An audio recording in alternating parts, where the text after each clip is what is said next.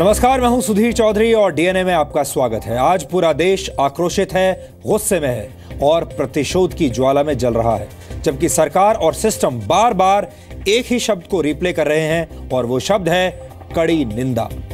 आज पाकिस्तान ने जम्मू कश्मीर के पुंछ में सीज फायर का एक बार फिर से उल्लंघन किया और इस हमले में भारत के 2 जवान शहीद हो गए। इतना ही नहीं, पाकिस्तान की सेना और बॉर्डर एक्शन टीम ने भारत के दोनों सैनिकों के पार्थिव शरीरों का अपमान किया और उनके शवों के साथ बर्बरता दिखाई। इस घटना से पूरा देश गुस्से में है। लोग अब कड़ी निंदा की कड़वी गोलियां लेते लेते थक चुके हैं और वो ऐसे मामलों में कड़ी कार्रवाई होते हुए देखना चाहते हैं, क्योंकि भारत अपने वीर सपूतों का अपमान होते हुए अब और नहीं देख सकता। इस विश्लेषण में हम आपको पाकिस्तान के आतंकवादियों और सेना को मिलाकर बनाई गई बॉर्डर एक्शन टीम यानी बैट के बारे में भी एक्स्ट्रा नॉलेज देंगे। पाकिस्तान की सेना का चरित्र इतना घिनौना है कि उसने युद्ध के नियमों की भी हत्या कर दी है। इसलिए हम आपको उन अंतर्राष्ट्रीय नियमों के बारे में भी आज बताएंगे जिनके आधार पर भारत पाकिस्तान के खिलाफ अपील कर सकता है। हालांकि अब अपील, डोजियर और कड़ी निंदा का वक्त नहीं है, अब करारा जवाब देने का वक्त है। इस घटना को कश्मीर के लेंस से देखना भी जरूरी है। भारत में मौजूद पाकिस्तान के भक्तों ने ऐसे हालात पैदा कर दिए हैं कि कश्मीर घाटी का तनाव हर रोज बढ़ता जा रहा है। आज वहां से हमारे पास आतंकवादी बुरहान वानी और पाकिस्तान के भक्तों की नई तस्वीरें आई हैं। ये हालात एक संवाद और आत्ममंथन की मांग करते हैं, क्योंकि सहनशीलता की मात्रा इतनी ज्यादा भी नहीं होनी चाहिए कि उसे कमजोरी कहा जाने लगे। जम्मू कश्मीर में मौजूद पाकिस्तान के भक्तों को शिक्षा देने के लिए आज हम आपको कानपुर के देशभक्तों की तस्वीरें भी दिखाएंगे, क्योंकि कानपुर में कुछ ऐसा हुआ है जिसे देखकर आपके अंदर का देशभक्त सावधान मुद्रा में आज खड़ा हो जाएगा। कानपुर में शहीद कैप्टन आयुष यादव को अंतिम विदाई देने के लिए लोग सड़कों पर खड़े होकर सैल्यूट करने लगे। ये एक सुखद बदलाव है, इसलिए ये तस्वीरें आप सबको आज देखनी चाहिए। इसके अलावा हम अबूझमाड़ के लैंड सर्वे पर एक छोटा सा डीएनए टेस्ट करेंगे। आपको जानकर हैरानी होगी कि नक्सलियों की राजधानी कहे जाने वाले अबूझमाड़ में 1947 के बाद 70 वर्षों तक किसी भी तरह का लैंड सर्वे नहीं हुआ। ये एक ऐसी जगह है जहां नक्सलियों की समानांतर सरकार चलती है और यहां का कोई नक्शा भी मौजूद नहीं है। ऐसे हालात को बदलने के लिए अब अबूझमाड़ का लैंड सर्वे किया जा रहा है और ये अपने आप में एक चुनौती भरा मिशन होगा। और इसके बाद आज हम आपको भारत की 3 ऐसी दादियों से मिलवाएंगे जो करीब 100 वर्ष तक की उम्र होने के बावजूद अपनी जिंदगी को बड़े शानदार तरीके से जी रही हैं। इनमें से एक YouTube की सुपरस्टार शेफ हैं और बाकी की 2 दादियां योगा इंस्ट्रक्टर हैं। आज के दौर में लोग 30 साल की उम्र में ही थकने लगते हैं, लेकिन 100 वर्ष के करीब की उम्र होने के बाद भी इन दादियों के अंदर किसी तरह की कोई थकान नहीं है। ये देश के बुजुर्गों को हौसला देने वाला एक स्पेशल डीएनए टेस्ट है जो आपको मिस नहीं करना चाहिए। लेकिन सबसे पहले आज की तमाम बड़ी खबरें नॉन स्टॉप न्यूज में। जम्मू कश्मीर में लाइन ऑफ कंट्रोल पर पाकिस्तान ने 2 भारतीय सैनिकों का शव क्षत विक्षत किया है। आज सुबह पाकिस्तान ने पुंछ की कृष्णा घाटी सेक्टर में सीज फायर तोड़ते हुए जोरदार फायरिंग की। इसी दौरान पाकिस्तान सेना की बॉर्डर एक्शन टीम एलओसी के भीतर 200 मीटर तक घुस गई और 22 सिख रेजिमेंट के नायब सूबेदार परमजीत सिंह और बीएसएफ के हेड कांस्टेबल प्रेम सागर के शव को क्षत विक्षत किया। शहीद प्रेम सागर यूपी के देवरिया जिले के रहने वाले थे, जबकि परमजीत सिंह पंजाब के तरन तारण के हैं। अपना वो जान को न्यौछावर किए हैं देश के हित में और बहुत ही उत्तम है। हमारे फौज को चाहिए कि इसका बदला वो लें और सर काट कर लाएं। सैनिकों के शवों को क्षत विक्षत करने पर भारत ने कड़ी प्रतिक्रिया दी है। रक्षा मंत्री अरुण जेटली ने कहा कि जवानों का बलिदान बेकार नहीं जाएगा। हमारी सेना और फौज के ऊपर पूरा भरोसा है कि इसकी जो प्रतिक्रिया उनको करनी पड़ेगी वो करेंगे और जो ये बलिदानी हमारे 2 सिपाहियों की है ये व्यर्थ नहीं जाएगी। सेना ने कहा है कि वो सैनिकों के शव क्षत विक्षत करने की घटना का मुंहतोड़ जवाब देगी। सेना प्रमुख जनरल बिपिन रावत फिलहाल कश्मीर घाटी में हैं। सेना प्रमुख कश्मीर घाटी में सुरक्षा हालात का जायजा ले रहे हैं। इस बीच पाकिस्तान की सेना ने जवानों के शवों को अपमानित करने के आरोपों से इनकार कर दिया है। पाकिस्तान ने सीज फायर उल्लंघन के आरोपों से भी इनकार किया है। सैनिकों के शवों के अपमान को लेकर कांग्रेस ने केंद्र सरकार पर सवाल उठाए हैं। When will this government wake up? Does it not show a compromise on national security on part of the current BJP government? Does it not show a lack of policy or direction on part of this government? Jammu Kashmir के कुलगाम में bank की cash van पर आतंकी हमले के दौरान 5 पुलिसकर्मी शहीद हो गए। हमले में बैंक के 2 सुरक्षा गार्डों की मौत हो गई। आतंकियों ने हमले के दौरान कई हथियार भी लूट लिए। जम्मू कश्मीर बैंक की कैश वैन गांव के एटीएम में पैसे डालने के बाद जब कुलगाम लौट रही थी तो एग्रीकल्चर यूनिवर्सिटी के पास 5 से 6 आतंकियों ने कैश वैन पर फायरिंग शुरू कर दी। आतंकी संगठन हिजबुल मुजाहिदीन ने वारदात की जिम्मेदारी ली है। हालांकि सूत्रों के मुताबिक हमले के समय वैन में कैश नहीं था। अभी जो हमारी इन्वेस्टिगेशन हुई है उसमें एक जो यहाँ कुलगाम के एक टेररिस्ट है उमर मजीद, वो और उसके साथ 2 और उसके साथी थे। अभी तक जो प्रिलिमिनरी इन्वेस्टिगेशन है उन्हीं का नाम आया है। कांग्रेस महासचिव दिग्विजय सिंह एक बार फिर विवादों में है। दिग्विजय सिंह ने आरोप लगाया कि तेलंगाना पुलिस मुस्लिम नौजवानों को कट्टर बनाने और उन्हें ISIS में शामिल होने में मदद कर रही है।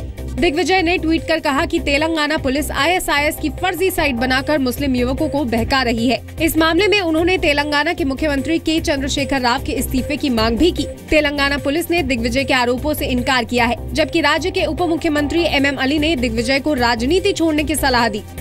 दिग्विजय सिंह साहब थोड़े बहक गए सर। क्या हुआ, इख्तिदार जाने के बाद वो तो खुद चीफ मिनिस्टर है और इतनी घटिया किस्म के अल्फाज इस्तेमाल करते हैं, इतनी घटिया बात करते हैं। हमें शर्म आ रही है उनकी बात को दोहराने के लिए। उन्हें खुद भी पॉलिटिक्स को इस्तीफा दे देना चाहिए। सूचना प्रसारण मंत्री वेंकैया नायडू ने दिग्विजय के बयान की निंदा करते हुए कहा कि या तो वो अपने आरोप साबित करें या तेलंगाना पुलिस से माफी मांगे। एमसीडी चुनाव में हार के बाद आम आदमी पार्टी में कलह बढ़ गई है। दिल्ली के ओखला से पार्टी के विधायक अमानतुल्लाह खान ने बिना नाम लिए कुमार विश्वास पर पार्टी को तोड़ने का आरोप लगाया है। वो विधायकों को लेकर जा रहे हैं, लालच दे रहे हैं कि देखो जी बीजेपी आप या तो कन्वीनर बनाओ, नहीं तो बीजेपी जो है बीजेपी में चलो, बीजेपी 30 करोड़ रुपया एक विधायक को देगी। तो कुछ लोगों ने डायरेक्ट MLA से बात भी की, बीजेपी के लोगों ने। इस आरोप के बाद आम आदमी पार्टी के कई विधायकों ने अमानतुल्लाह को पार्टी से निकालने की मांग की है। इसके लिए विधायकों ने अरविंद केजरीवाल को चिट्ठी भी लिखी है। इनमें पंजाब के कई विधायक शामिल हैं। अगर अमान के पास सबूत हैं तो उन्हें पार्टी मंच पे रखना चाहिए था, नहीं रखे तो अभी भी PSC की मीटिंग बुलाकर तुरंत अमान जी को ये सबूत रखने को कहना चाहिए। और अगर वो रखने में नाकामयाब होते हैं तो उनके खिलाफ सख्त कार्रवाई होनी चाहिए। दिल्ली बीजेपी अध्यक्ष और सांसद मनोज तिवारी के घर पर हमला करने के आरोप में पुलिस ने 2 लोगों को गिरफ्तार किया है। आरोप है कि दिल्ली में बीती रात मनोज तिवारी की गाड़ी से एक कार में टक्कर हुई, जिसके बाद कुछ लोगों ने उनके घर पर हमला किया। हमलावरों ने मनोज तिवारी के कुक और PSO के साथ मारपीट की। मनोज तिवारी ने इस घटना के पीछे साजिश का आरोप लगाया है। ये रोड रेस इसको थोड़ी कहते हैं। ये रोड रेस के बहाने एक बड़ी साजिश को अंजाम देने की कोशिश थी। थैंक गॉड हम घर में थे नहीं। पुलिस ने पूरे मामले की साजिश के एंगल से जांच शुरू कर दी है। इन्वेस्टिगेशन में एक्यूज्ड जय कुमार और उसका ब्रदर जसवंत, जो कि नॉर्थ एवेन्यू में ही उनके पास में ही रहते हैं, उनको इस मामले में अप्रीहेंड कर दिया गया है। PM मोदी ने मनोज तिवारी को फोन कर घटना की जानकारी ली है। यूपी में पेट्रोल पंपों पर चिप और रिमोट के जरिए तेल चोरी की घटनाओं पर सरकार ने सख्ती दिखाई है। पेट्रोलियम मंत्री धर्मेंद्र प्रधान ने यूपी के सभी पेट्रोल पंपों की जांच के निर्देश दिए हैं। साथ ही बाकी राज्यों से पेट्रोल पंपों पर निगरानी बढ़ाने को कहा है। पेट्रोलियम मंत्री ने ये भी कहा कि तेल चोरी में पकड़े गए पेट्रोल पंपों का लाइसेंस रद्द होगा। हमारे ये वेल सेट प्रैक्टिस है, वेल लेड प्रैक्टिस है और पहले भी हमने ऐसे किया है। उसी कार्रवाई के तहत हमने जो गड़बड़ी करेंगे उनकी पेट्रोल पंप को निरस्त कर दिया जाएगा। इस बीच यूपी पुलिस की स्पेशल टास्क फोर्स ने राज्य में 5 और पेट्रोल पंपों पर छापेमारी की है। इस मामले में 2 आरोपियों को गिरफ्तार किया गया है। सुप्रीम कोर्ट ने मेडिकल बोर्ड का गठन कर कलकत्ता हाई कोर्ट के जस्टिस CS कर्णन की मानसिक हालत की जांच के आदेश दिए हैं। मेडिकल बोर्ड को 5 मई को कर्णन की जांच कर 8 मई को रिपोर्ट पेश करने को कहा गया है। सुप्रीम कोर्ट में जस्टिस कर्णन पर अवमानना मामले में सुनवाई चल रही है। कोर्ट के इस फैसले के जवाब में जस्टिस कर्णन ने भी आदेश दे डाला कि सुप्रीम कोर्ट के 7 जजों को एम्स के मानसिक रोग से जुड़े बोर्ड के सामने पेश किया जाए। साथ ही जस्टिस कर्णन ने चेतावनी देते हुए कहा कि अगर उनकी दिमागी जांच जबरदस्ती कराई गई तो वो प्रदेश के DGP को सस्पेंड करने का आदेश दे देंगे। Who is a DJ, Director General Police? Who is a medical officers? Who is a Supreme Court judges? How they can determine that I have a psychiatric problem? Justice Karnan ने 20 जजों पर भ्रष्टाचार का आरोप लगाया था, जिसके बाद सुप्रीम कोर्ट ने उनके खिलाफ अवमानना का मामला दर्ज किया था। देश भर में आज से वीआईपीज की गाड़ियों पर लाल और नीली बत्ती लगाने पर रोक लग गई है। इसका असर आज सड़कों पर दिखाई दिया। केंद्रीय मंत्रियों, मुख्यमंत्रियों और राज्य में मंत्रियों के वाहनों से बत्ती नदारद दिखी। हालांकि बिहार सरकार में मंत्री अशोक चौधरी इस बैन से बेपरवाह दिखे। उन्होंने तो वीआईपी कल्चर खत्म करने के फैसले पर ही सवाल उठा दिए। कुछ समझ में नहीं आता है कि लोग लाल बत्ती के पीछे इतना क्यों पड़े हुए हैं। वीआईपी कल्चर में सिर्फ लाल बत्ती ही हटना नहीं काफी है। वीआईपी कल्चर में प्रधानमंत्री और राष्ट्रपति के लिए रोड 1 घंटा रुका रहता है, वो भी वीआईपी कल्चर है। कई शहरों में अधिकारी भी इस बैन से बेपरवाह दिखे। कानपुर के नगर आयुक्त की गाड़ी पर रोक के बावजूद नीली बत्ती लगी दिखी। सभी को बताया जा चुका है कि जो भी शासन से दिशा निर्देश प्राप्त हुए हैं उसका 100% अनुपालन सुनिश्चित कराया जाए। और मेरे ख्याल से कहीं अगर किसी ने बाई चांस किसी के वाहन पर अगर इस प्रकार का है तो हम निश्चित रूप से उसको दिखवाएंगे। एम्बुलेंस और फायर ब्रिगेड जैसी इमरजेंसी सर्विसेज के वाहनों पर नीली बत्ती के इस्तेमाल की छूट दी गई। इस बदलाव के लिए केंद्र सरकार मोटर व्हीकल एक्ट में बदलाव करेगी। बीजेपी कार्य समिति की बैठक में उत्तर प्रदेश के मुख्यमंत्री योगी आदित्यनाथ ने अपनी उपलब्धियां गिनाई। सीएम योगी ने कहा कि हमने शपथ लेने के बाद 24 घंटे के अंदर एंटी रोमियो दस्ते का गठन किया। उन्होंने कहा कि प्रदेश में अवैध बूचड़खाने लगभग बंद हो गए हैं और जो बचे हैं उन्हें धीरे धीरे बंद किया जाएगा। हम लोगों के त्वरित निर्णय लेने के पीछे एक टीम भाव है और टीम भाव जो फैसला एक टीम लेती है और फिर जब उसको क्रियान्वित की बात आती है तो पूरी टीम एक साथ लग करके उसको आगे बढ़ा देती है। सीएम योगी ने कहा कि उनकी सरकार ने किसानों का 36,000 करोड़ रुपए का कर्जा माफ किया है। उन्होंने कहा कि पीएम मोदी चाहते हैं कि सफाई को प्राथमिकता दी जाए। एक अभियान चल रहा है पूरे प्रदेश के अंदर, हम इसको लेकर के चलेंगे। युद्ध स्तर पर इस पर कार्य प्रारंभ हुआ है और उस स्थिति को और तेज किए जाने की आवश्यकता है। सीएम योगी ने और कई ऐलान किए। सीएम योगी ने कहा कि कॉन्वेंट स्कूल के बच्चों की तरह ही यूपी के सरकारी स्कूल के बच्चों की पोशाक तय होगी।